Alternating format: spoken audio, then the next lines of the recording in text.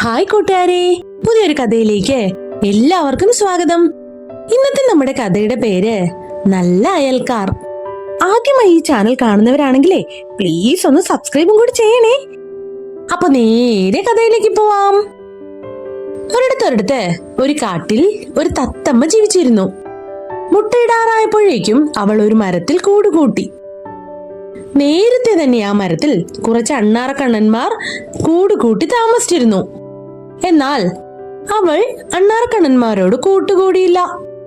ഈ ആകാശത്ത് പറക്കാൻ അറിയാത്ത അണ്ണാറക്കണ്ണന്മാരോട് കൂട്ടുകൂടാൻ എനിക്കിഷ്ടമല്ല, സുന്ദരി തത്തമ്മ പറഞ്ഞു. അണ്ണാറക്കണ്ണന്മാരുടെ കൂട്ടിൽ ഒരു കുഞ്ഞ് അണ്ണാറക്കണ്ണൻ പിറന്നു. അതുപോലെ തന്നെ സുന്ദരി തത്തമ്മയുടെ മുട്ട വിരിഞ്ഞ് ഭംഗിയുള്ള ഒരു കുഞ്ഞി തത്തമ്മയും പുറത്തു വന്നു. അച്ഛനമ്മമാരെല്ലാം തീറ്റ തേടി പോകുമ്പോൾ അണ്ണാൻ കുഞ്ഞും കുഞ്ഞി തത്തയും കൂട്ടിൽ തനിച്ചാണ്. അവർ പതുക്കെ പതുക്കെ കൂട്ടുകാരായി മാറി. ഇതേ സമയം സുന്ദരി തത്തമ്മ അണ്ണാന്മാരോട് കൂട്ടുകൂടാൻ തയ്യാറായില്ല.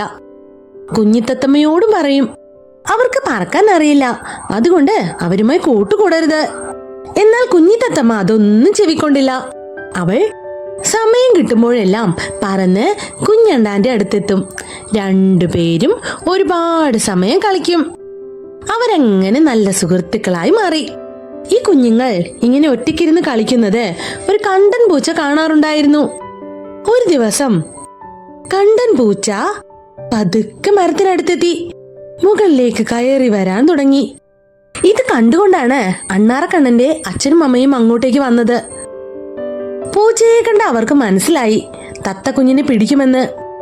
അവർ ചിൽ ചിൽ എന്ന് ശബ്ദമുണ്ടാക്കി അങ്ങോട്ടും ഇങ്ങോട്ടും ഓടാൻ തുടങ്ങി. ഒരു അണ്ണാറക്കണ്ണൻ ഓടിച്ചെന്ന് അമ്മ തത്ത തീറ്റ തേടിപ്പോയ മരത്തിലെത്തി കാര്യം പറഞ്ഞു. അയ്യോ എന്റെ കുഞ്ഞ്! അവൻ വേഗം പറന്ന് കുഞ്ഞിത്തത്തയുടെ അടുത്തെത്തി.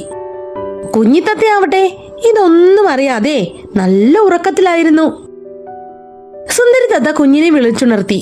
വേഗം തന്നെ അവിടെ നിന്ന് പറന്ന് മറ്റൊരു മരത്തിലേക്ക് ഇരുന്നു. ഇപ്പൊ നീയൊക്കെ രക്ഷപ്പെട്ടു, നിന്നെ ഞാൻ പിന്നീട് പിടിച്ചോളാം എന്ന് പറഞ്ഞ് കണ്ടൻ പൂച്ച പോയി. അപകടം ഒഴിഞ്ഞെന്ന് മനസ്സിലാക്കിയപ്പോൾ സുന്ദരി തത്തമ്മ കൂട്ടിലേക്ക് തിരിച്ചു വന്നു.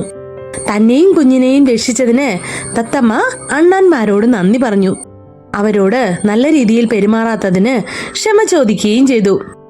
ഒരാപത്ത് വന്നാൽ അകലെയുള്ളവരെക്കാൾ അരികിലുള്ളവരാണ് തുണയാവുക എന്ന് ഓർക്കണേ കൂട്ടുകാരെ. കഥ ഇഷ്ടായോ കൂട്ടുകാരെ?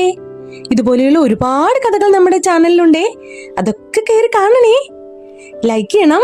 പിന്നെ ആദ്യമായി ഈ ചാനൽ കാണുന്നവരാണെങ്കിലേ പ്ലീസ് ഒന്ന് സബ്സ്ക്രൈബും കൂടി ചെയ്യണേ. അപ്പൊ നിങ്ങൾക്ക് ഒരുപാട് നല്ല കഥകളൊക്കെ കാണാനാവും. അപ്പോ നാളെ നല്ല കഥയുമായി വരാട്ടോ. അതുവരെ ബൈ ബൈ.